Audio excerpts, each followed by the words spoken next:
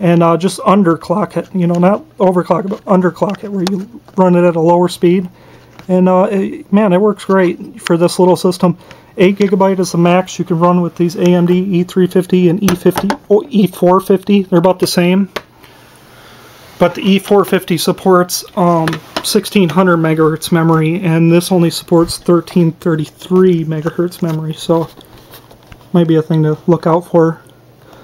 So you see it, it's XMS3, DDR3, 2 sticks. Here's the little, it's got a 40 millimeter fan. It says Gigabyte on it.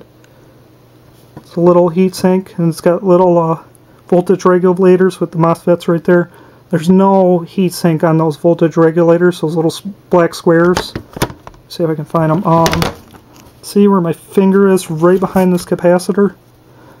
That's your voltage regulator. There should be some kind of heatsink on your motherboard. You'll have this big MOSFET heatsink that goes over that. And it's when you're overclocking or whatever, you really want that on there to cool those down, because they get pretty hot. But in this case, it's not so bad because it's a low power application, so it uses very little power. Pretty much, yeah, the whole thing, I don't know if you can see it, the whole thing is sitting on sound deadening foam. There's like little risers that are metal risers that go up underneath. It's all sitting on sound deadening foam. I know there's a lot of cables, sorry about that, I apologize. There's sound deadening foam on the hard drive. The hard drive just slides right in there. That's a 3.5 inch bay. And then this is a 5 1/4, so if you want to run your DVD drive here and your hard drive right below, it will work no problem. This is a 250 watt power supply. Let's see, I'll flip it around so you can actually see it. Don't know why they put it like that. Okay, it's saying Allied switching power supply, and I'll say the model number right here. Model number AL-8250 SFX. So SFX usually means small form factor power supplies, or SFF. Yeah, this thing's not too bad. It's got the 4-pin, let's see if I can get this, 4-pin EPS connector on the motherboard, which you don't really need 8-pin. It'd be crazy to have an 8-pin on this. 8-pin's usually only for the overclocking or crazy stuff like that. If I put a quarter right here, I think I got pictures somewhere on one of my videos called Over the Years. Just check through my video Over the Years. I got pictures of this whole computer. I put quarter on here just to show you the size difference of that little 44 millimeter fan. And just, there's my hand.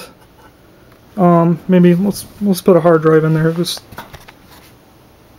let's see. Let's put a hard drive on the top. So just to show you the size difference. Actually, I got a power supply.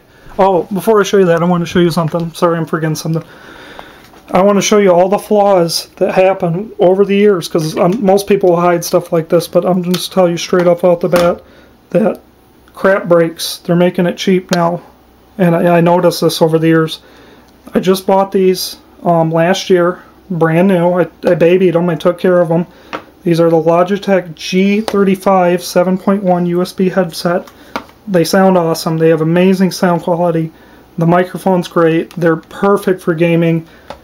With the setup like this, you don't even need a sound card because it's USB. Everything's built in. 7.1 surround sound. They sound great. Battlefield 3, everything. They got a volume adjust right here where you can adjust it. You can mute your microphone right here. You have these different profile settings you can adjust in the settings in the software, and you can program it to buttons. I have it programmed to play, pause, and stop for my iTunes because I like to listen to my iTunes when I play like racing games like Dirt 2 and Dirt 3. Here's your microphone. It has a little LED on here and it folds out. See, little mini review. I'm just kind of showing you this. Look, it's got orange in the inside. Here's the bad part. You can see the foam on the headset. Now keep in mind, I've only had this for 1 year and I babied the heck out of it. I don't know if it's because I have hot and cold temperatures that are getting real hot and it's making it crack, or it's just cheap. I think it's just cheap. It's not even real leather. It's folded back. It's just war for me putting it on and off and taking them on and off. They're just cheap. I don't recommend, if you got this fake leather cushioning on your headsets, don't get them. I can't recommend these to anybody, to be honest with you. There's probably Corsair makes some new headsets that I heard that are really good. They're outstanding. You can adjust right here. You can adjust the different. You can hear clicking. You can adjust the headset rest. They are built. I mean, I can throw them around. I do baby them and take care of them, but you can throw them around. But you can see how cheaply made this stuff is nowadays. So just keep that in mind. The stuff doesn't matter. You could have. I'm not bragging on any of this stuff. I'm just telling you from experience. Stuff breaks over time. I mean, like this computer. I think this computer altogether is $2,500 to $3,000 with everything right here. I'm not sure, maybe including the monitor, not including the monitor, but just with all this and the keyboard, $2,500 to $3,000. I'm not bragging. I'm just telling you from experience. Stuff breaks. Like I said, I had a nice Corsair $230 or $260 Corsair HX1000 power supply, and it just died for no reason. Maybe because I was running high powered AMD ATI HD 4870X2 graphics card, 2 of them, and Crossfire X, which is 4 GPUs, which is insane. I mean, you pretty much need a 1000 watt power supply to run anything like that, but maybe that's what killed them. I don't know. Maybe too much stress. So back to this PC. I'm just showing you everything I can. It's got 4 serial ATA connectors right here, and I'm just using one. I wish it had support for RAID in the BIOS where I could run RAID 0. I'd love to run 2 Western Digital Blacks from RAID 0 and seed my BitTorrent files. But yeah, the PC, you can fit a full PCI Express, so it's a full PCI Express 16X slot, but electrically inside of here, there's only, you can only run it at 4X, so it's only 4X speed. There's the, I think it's 24-pin motherboard connector, power connector, and you see it all runs through there. And pretty much that's it. I don't know if you can see it. It's got a little connector, and it runs through there. There's that XMS3. And yeah, definitely I recommend someone building this. This was $350 to $400. I built it all myself in a weekend. I recommend you getting something like this, hooking it up to your home theater TV, your big, big screen TV, and say screw Blu-ray, download all your HD movies to this, and get rid of DVD collections, because I think that's obsolete. Only old people run DVD collections anymore.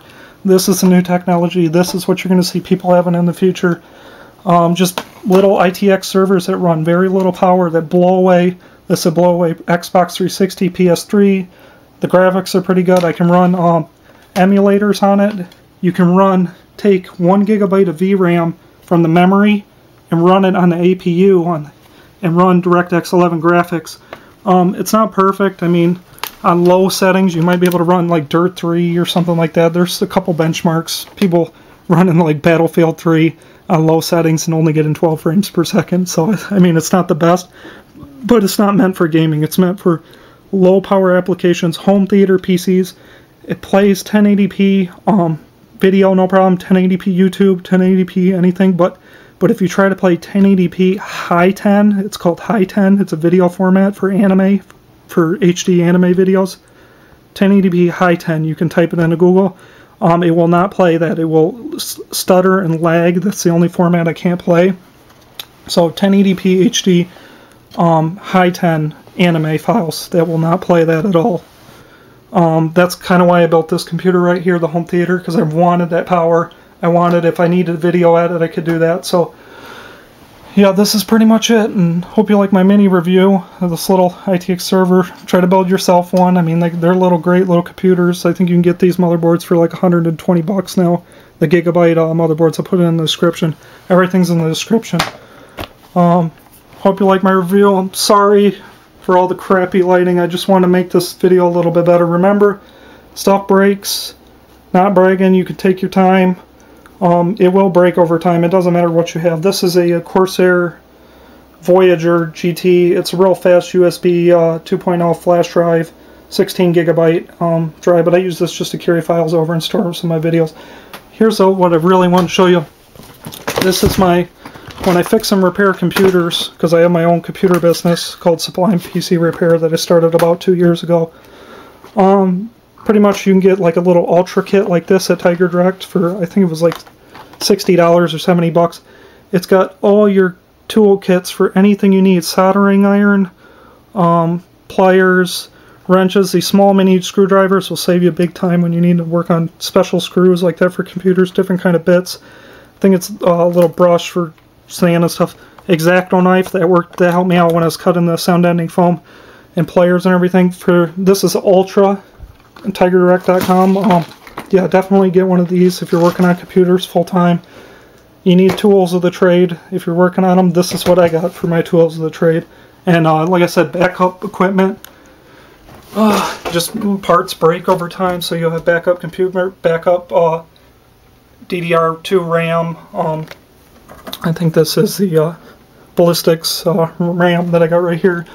Here's my old mod that I did to my Acer NVIDIA G100 on Salomon Northbridge cooler, 70 Celsius temps on there, and a full box retail. I think I bought this for 87 bucks. Pentium E6700. This is the same as the E64 or E84 Wolfdale CPU. So 45 nanometers LGA socket 775 runs great. And you see that's the 670 box. There's the Elements hard drive, so if you want to see the external and run that, you can run that. I got another motherboard back there. Yeah, just tons of boxes. When you work on computers full time, you just get tons of boxes. This is that titanium. So I'm not bragging, but you can see the price sticker, $149.99. So back in the day, I think I bought this like 2007, 2008. They were freaking expensive back then. Now you can find them in the bargain bin for like $100 or something. So I hope you enjoyed everything, and hope I gave you some kind of information. If you have any questions, just send me a PM on YouTube, and if you need any help with anything. I'm not sure how many more videos I can make, so these might be my last videos for a really, really long time, or at least until I upgrade my computer in maybe 1 or 2 years. So I'll see you whenever I see you, and thank you guys so much for subscribing. It means so much to me, and you don't have to subscribe. You know, it's just want to show my computers and show the love. And if you guys have any questions or need help anything, just send me a message, man. I'm always there to help. Yeah, man, I just appreciate it. I love playing video games, and this is my passion and my hobby. I pretty much build computers, and used to build computers when I was younger, and ever since I was 12 years old, just building over the years. So if you get a chance, watch those over the year videos. They really show you a lot. You can see a lot of connectors on here. I got eSATA, 2 Gigabyte Ethernet ports on here, USB, Firewire, USB keyboard, Gigabit Ethernet card. I got a better card for networking, and that's pretty much it, man. Thank you guys so much for watching. I'm sorry if these videos are amateurish or, you know, noobish. I'm kind of doing my thing. I just got a digital camera and a crappy light and a big giant 12-inch shoe, so I don't know what else I can do. Thank you. Have a nice day. Bye.